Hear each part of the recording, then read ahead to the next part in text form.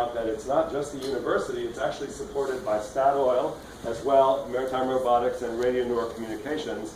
Radio Nor has amazing communications, 300-kilometer range, and Maritime Robotics has been operating the unmanned aircraft for them in their tests to date. So 4 doctoral students on that now, 15 coming this September, and 1 postdoc. So as I mentioned, we all have worked with William Euchre, who's a great Navy lieutenant.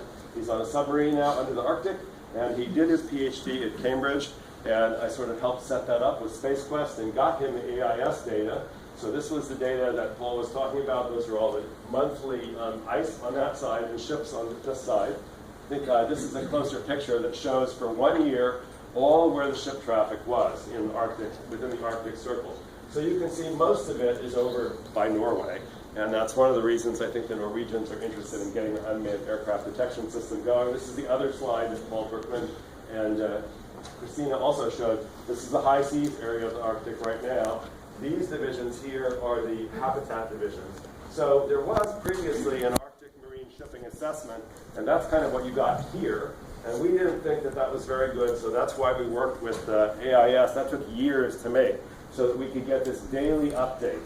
And so you can see where the ships are, and oh, I forgot to say, so this is also in terms of fishing vessel days. So it actually tells you by color, if you go down to details, who's fishing, and you can also break it up by country. So I wanted to talk very briefly about some of the things that are going on up there in terms of climate change and what we need to better understand. So capelin basically have their spawning areas here. I picked them because they're sort of at the bottom of the smallest fish that's eaten by the other fish, by the cod, and some of the other fish up there. So the first thing is they have a very high interannual variability. So you don't really know how many you're going to get from 1 year to the next. They almost completely collapsed in the 70s. The fishing stock was closed for 5 years. It was reopened. They had a very large take last year, and they're very happy. But this year, they had to cut the quota 90%. So these sorts of huge variations are typical of things in the Arctic. It happens for many species. So there are still some conflicts among the countries up there over who's getting what quota and how those are being traded. And I will point out to you that the IUU cases in Norway were the last U. They were unreported. So that they were ships, when they boarded the ships, they found out they had twice as much fish as they were supposed to have in the hull. That's a difficult thing for us to work on. Without actually boarding the ship, you can have all the unmanned surveillance you want, but you're still going to have a hard time actually figuring that out. And one other thing I wanted to point out that's sort of an issue of concern is, if this water warms up, where are they going to go? There's no more north there. And so there's a big concern about not just the effect of ocean acidification, but what happens if it really does get warm? They can only spawn in certain areas, and there's no more areas other than Svalbard up there north of that. So this is, again, if you think that, so I'm supposed to be talking about how the illegal fishing in the Arctic, that's one of our Admiral's priorities. If you think you can just go do it in the summertime, guess again. There are people fishing up there pretty much year-round, and we have the data to show that. We also had NOAA go up and do some surveys in the Beaufort Sea in 2008, and they used these giant Bering Sea trawl nets, and they hadn't been up there in 30 years, and those were kind of pristine areas, and so there was a little bit of unhappiness of the fact that they had just trawled across the pristine seafloor and lost 5 nets worth more than $250,000. So we had a little bit of discussion with them about that and reminded them that there were these things called video cameras and that there were also nets that don't have to be towed on the bottom. 98% of what they got was seafloor, not fish. So we've gotten them, we had a special seminar on non-trawl fisheries research methods and got them some religion. So this is the whale ship collision avoidance thing. You can see the wave glider here. I don't have a picture with the hydrophones, but I think that was shown the other day. So the problem that we have here is that unlike the Atlantic side, our whales don't make noise most of the time, especially the bowhead whales in the Arctic. But you can detect them as an acoustic shadow, where there isn't any noise. It's just like, you know, if you're outside, you hear the wind blowing through the trees.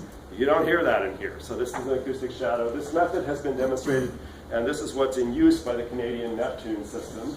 And the reason that I should add, the reason we're concerned about this is the United States is talking about putting in another port north of the Arctic Circle in Alaska. and there's some other infrastructure issues. We have 15,000 whales going by there twice a year, so right in front of the port. So we're going to have a lot of collisions if we don't deal with this issue. This is the partnership with Google and Monterey Bay Aquarium. We wanted to be able to measure ocean acidification using a remotely operated system. Francisco Chavez has a great system that he and colleagues at MBARI have developed. And so we were able to get the wave glider to have this measuring system in addition to doing the listening capabilities for the whales. And so I've been focused the last few years mostly on unmanned aircraft operations. This is the Raven unmanned aircraft. We got a bunch of those, 128, coming back from Afghanistan to the University of Alaska. I didn't quite get the hyperspectral imaging system. It got there one day too late in Barrow. But this is infrared, so you can see the ice ridges are what really stop ships. It's not ice per se. And ice ridging is what I was keen to measure. We also did, working with the Canadians, deployed an underwater mapping system on an AUV. And so it was useful for recording those. And you can see over here, we did actually do some seal work too. And that's the Scan Eagle launcher there. So let's see, and then this is just a similar picture that shows, this is what I wanted to point out here. So there's a picture of our ship, and you can see the ice ridges here in white and infrared. What I wanted to point out is, this is the highest resolution satellite map you can get of sea ice. And this green line was supposed to be the ship track. You can see the red is the actual ship track. So the ability to have really good high resolution ice ridge imaging. This was all this moving around was trying to get around the ice ridges, because we don't like going through the ice ridges. They do stop ships, including mine, and it burns a ton of fuel.